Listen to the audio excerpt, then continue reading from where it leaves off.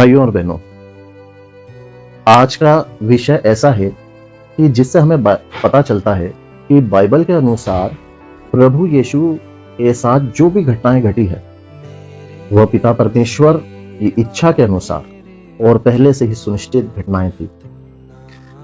जब हम प्रार्थना करते हैं तो सबसे पहले बोलते हैं पिता, पुत्र और पवित्र आत्मा के नाम पर आमीन, क्योंकि हम त्रिएक परमेश्वर ट्रिनिटी पर विश्वास करते हैं। आज का विषय है अंक 3। जी हाँ, बाइबल में 3 का अंक न केवल सबसे महत्वपूर्ण अंकों में से एक है, बल्कि यह पूर्णता, दिव्यता और गवाही का प्रतीक माना जाता है।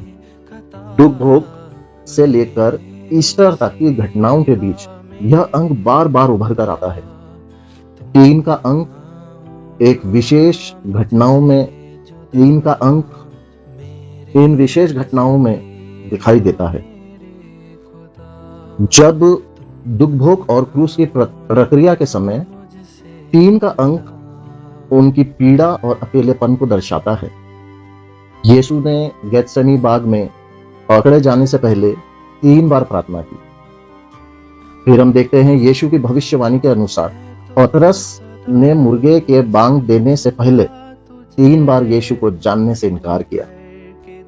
कलवारी पर 3 क्रूस थे, यीशु बीच में थे और उनके दोनों ओर अपराधी थे, 2 अपराधी। कलवारी के पहाड़ पर 3 क्रूस थे, यीशु बीच में थे और उनके दोनों ओर 2 अपराधी। क्रूस से कब्र तक बाइबल के विवरणों में समय को भी 3 में विभाजित देखा गया है। यीशु को क्रूस पर चढ़ाने के दौरान दोपहर 6 घंटे से लेकर तीसरे पहर 90 घंटे तक, यानी 3 घंटे पूरी धरती पर अंधकार छाया रहा। मरकुस के सुसमाचार के अनुसार यीशु को तीसरे पहर मतलब 9 बजे क्रूस पर चढ़ाया गया था। ईस्टर और उसके बाद यह 3 अंक की सबसे शक्तिशाली अभिव्यक्ति है जो मृत्यु पर विजय का प्रतीक है। यीशु ने स्वयं योना को चिन्ह देते हुए कहा था कि वे 3 दिन और 3 रात पृथ्वी के हृदय में रहेंगे। पूरी बाइबल को सबसे महत्वपूर्ण संदेश यही है कि यीशु तीसरे दिन मृतकों में से जी उठे। कब्र पर सबसे पहले जाने वाली महिलाओं में मुख्य रूप से 3 महिलाएं थी, मरियम मगदलेन, याकूब की मां मरियम और सलोमी का उल्लेख मिलता है। पुनरुत्थान के बाद यीशु ने पतरस से 3 बार पूछा, क्या तुम मुझसे प्रेम रखते हो, ताकि उसके 3 बार इनकार की भरपाई हो सके। 3 का अंक 3 प्रार्थनाओं में झुका गेत्सेमनी का आकाश। यीशु मसीह के आंसू बोले, प्रेम था उनका विश्वास। 3 बार टूटा पतरस का साहस, डर ने घेरा मन, फिर भी करुणा ने थामा उसे, नहीं छोड़ा प्रभु ने अपना जन। 3 क्रूस खड़े थे, बीच में प्रेम का बलिदान, गोलगोथा पर लिखा गया क्षमा का अमर विधान।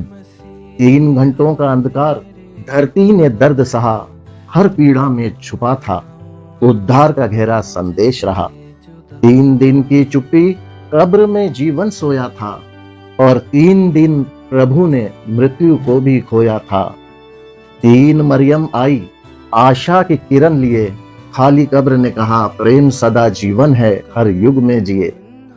3 बार पूछा प्रभु ने, क्या तू मुझसे प्रेम करता है, टूटे दिल को फिर से अपने प्रेम में भरता है। 3 में छुपा है ईश्वर का अद्भुत संदेश, हर अंत के बाद जीवन देता है नया परिवेश।